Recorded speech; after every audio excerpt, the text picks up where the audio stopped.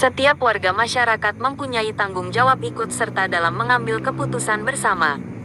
Keputusan bersama adalah suatu keputusan yang sudah ditetapkan berdasarkan pertimbangan, pemikiran, dan pembahasan yang matang.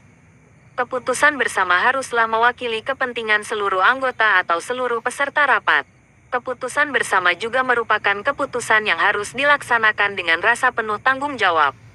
Musyawarah berasal dari bahasa Arab yaitu syawara yang berarti berunding, urun rembuk, atau mengajukan sesuatu.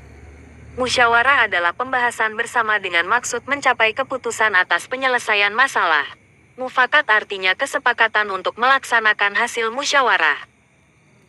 Sehingga, musyawarah mufakat adalah perundingan bersama untuk memecahkan masalah, sehingga tercapai keputusan bulat yang akan dilaksanakan bersama. Pengambilan keputusan harus dilakukan secara bersama-sama duduk dalam suatu tempat dengan tujuan yang sama demi kebaikan bersama.